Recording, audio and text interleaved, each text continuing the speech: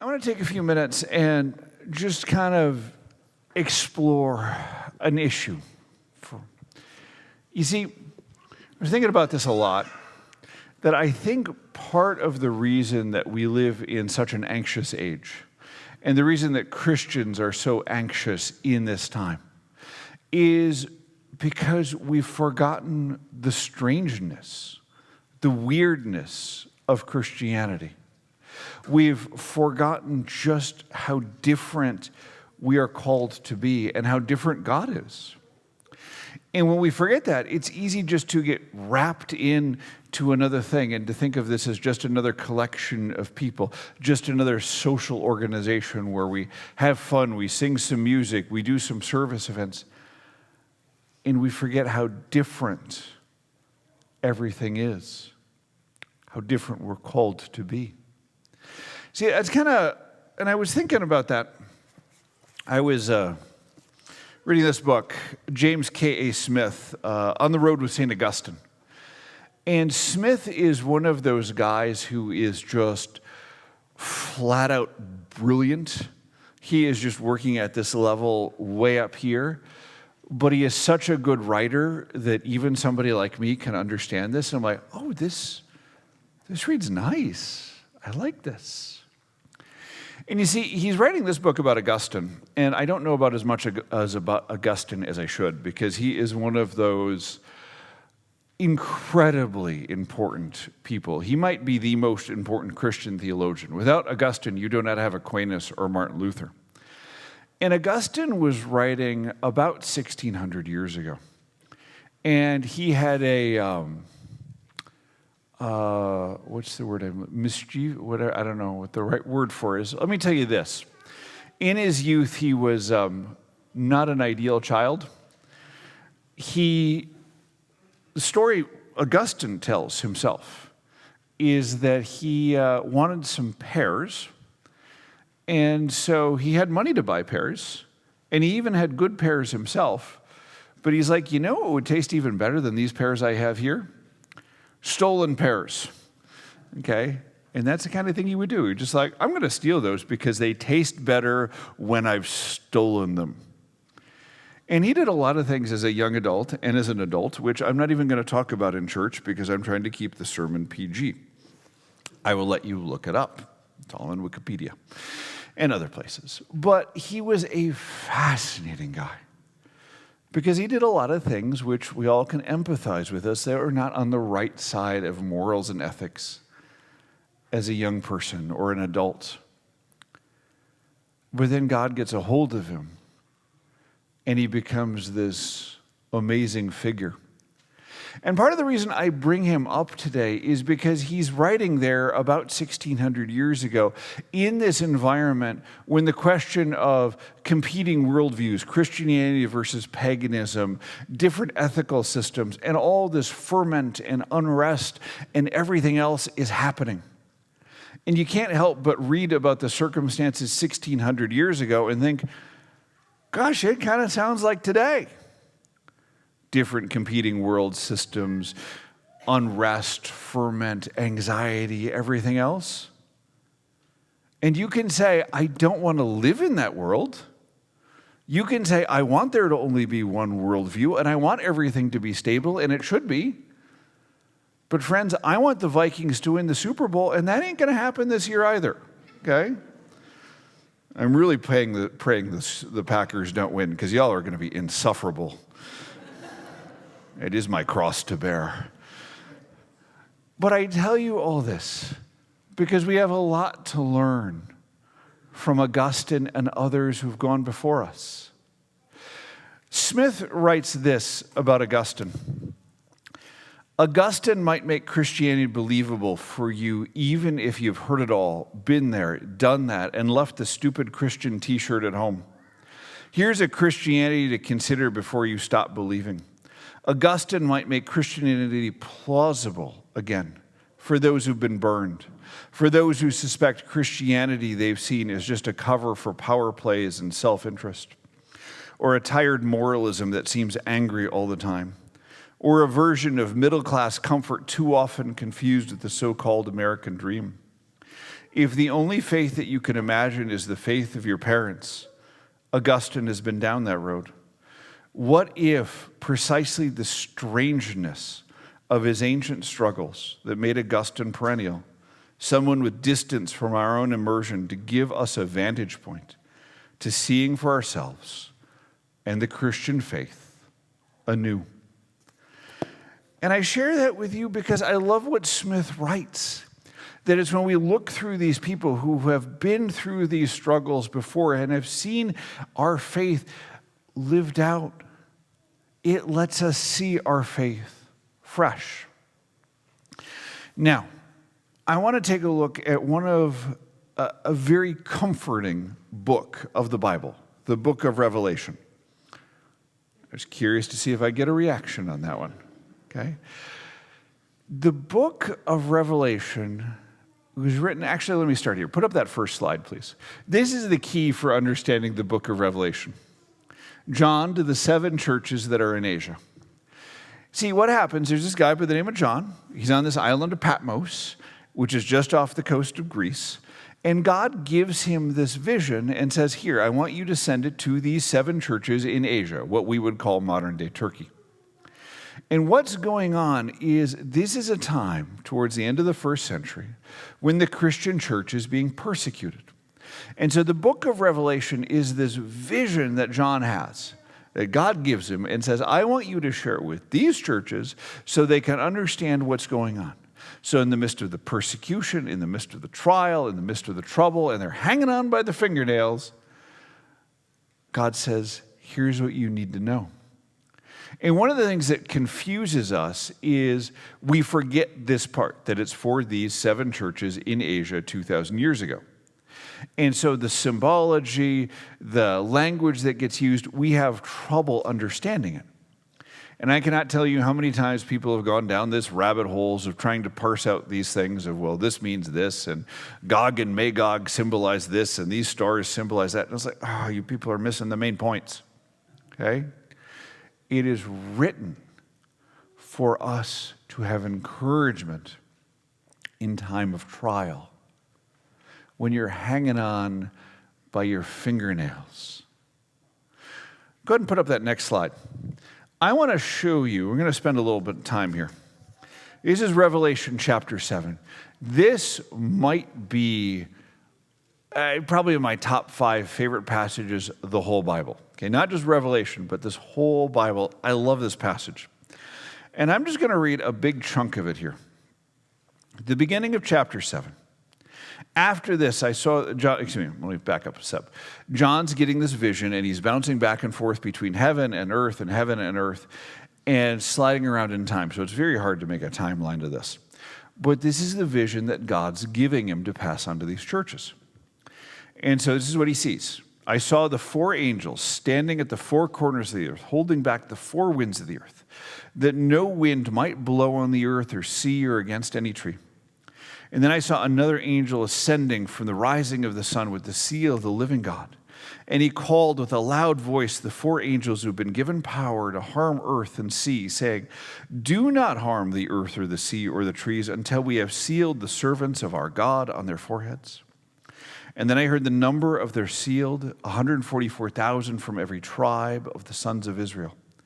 And he goes on to list 12,000 from the tribe of Judah, Reuben, Gad. I'm not going to read them all. But he's saying, okay, it's this number of perfection. 12, which is this very biblical number, symbolizes a lot of things. And it's 12 times the 12 tribes, number of perfection, 144,000, okay? That's what he hears. But then what happens, he says, after this I looked, and behold, a great multitude no one could number from every nation, all the tribes and peoples and languages, standing before the throne of the Lamb, clothed in white robes with palm branches in their hands, crying out, salvation belongs to our God who sits on the throne and to the Lamb. And it is this beautiful passage, and it is this image of every tribe, people, language, standing before the throne. These are all the people who've gone before, who have followed Jesus. And so I want you to think, how does that passage hit in a time like Augustine, in a time like the first early church, when they're being persecuted and they're hanging on by their fingernails, and then you get this beautiful vision of heaven. And how does it hit for us when we feel like we're hanging on and so trapped in a time and a place? Let me tell you a story. Going back a ways, this is one of those stories that's rattled around in my head for a long time.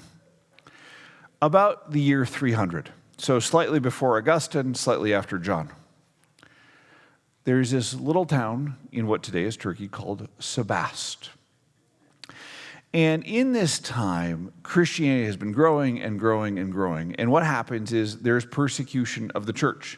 And the persecution doesn't happen constantly. It happens, and then it goes off for a while, and then it happens, and it goes off for a while. And it just kind of comes and goes in waves, depending on the politics of the empire and who's in charge and how things are going. So there hasn't been persecution, and then there is persecution.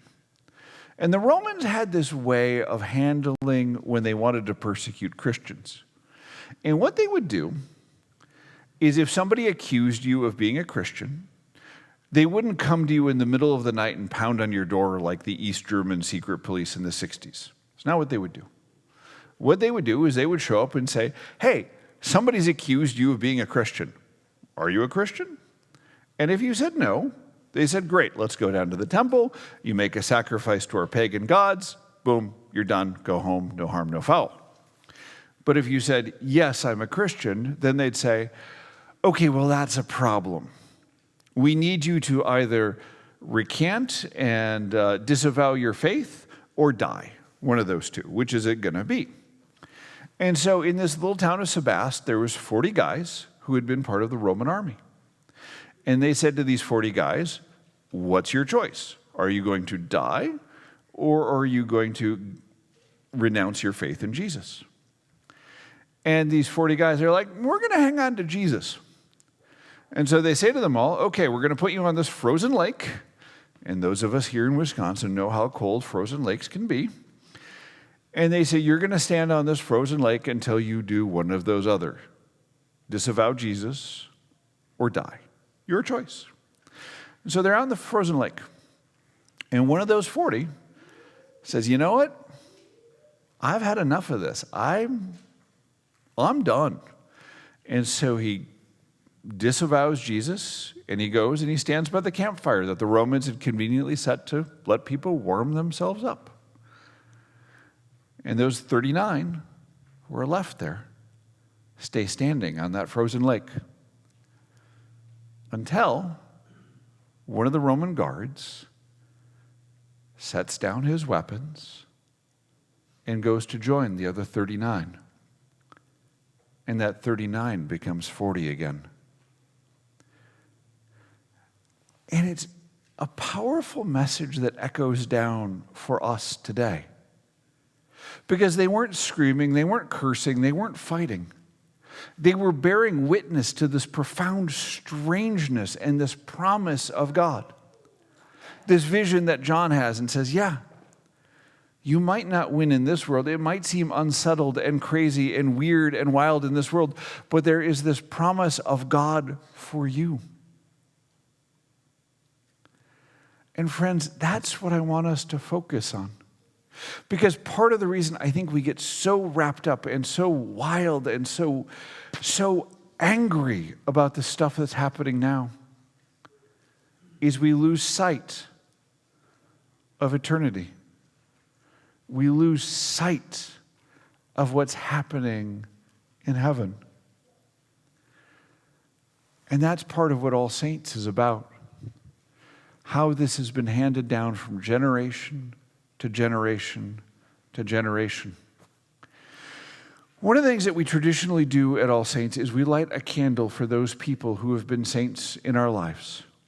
And when we say saint, we're not saying somebody who does good works. We're not saying somebody who has done all this perfect stuff. But we're saying a saint is somebody who is a follower of Jesus. And so when we light those candles, what we're doing is we're thanking God for those people who've gone ahead of us and shared Jesus with us. It's funny, I was thinking about that this week, and there was a guy I worked for back in the day. I spent a summer working for him up in northern Minnesota. His name was John Hoganson. And we're up in Grand Marais, North Shore of Lake Superior, one of the most beautiful places on earth. And I learned so much from him, not just about faith, but about how to live as a pastor, how faith plays out, and how to lead as a Christian.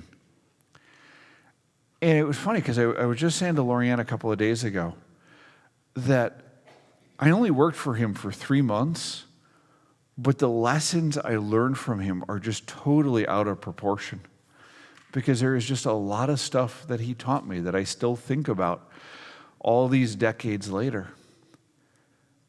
And it's just kind of amazing.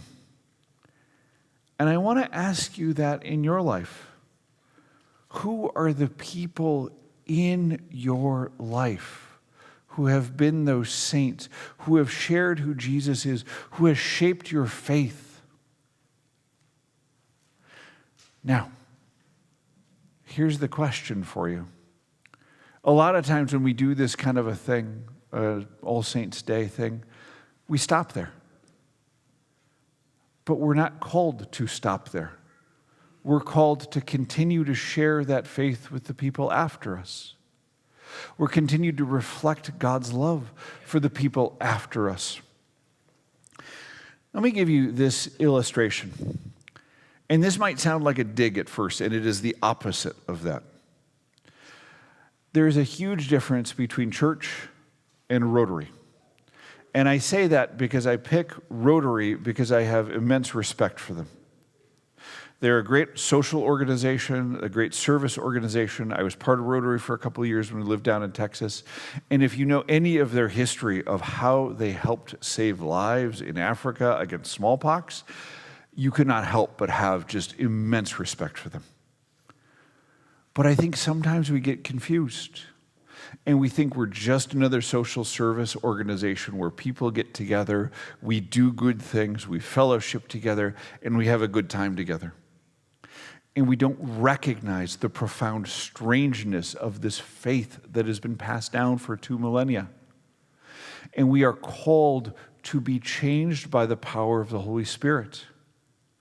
We gather here and we worship together, recognizing that the Holy Spirit is working in our lives. We choose this day to do First Communion, to do a baptism, because it's a recognition that it doesn't end with us. And what I want you to do as you go and you light a candle is to remember that person who's gone before you, who shared their faith with you. But then to ask God, how are you calling me? How are you filling me with your Spirit? How are you changing me so that I can share that faith with the next generation? How can I share that? And how can I be who you have called me to be? So what we're going to do now is I'm going to invite you back, as you feel led, to just take a minute and to light that candle for whoever has shared that faith, and then to pray that God would be at work in your life.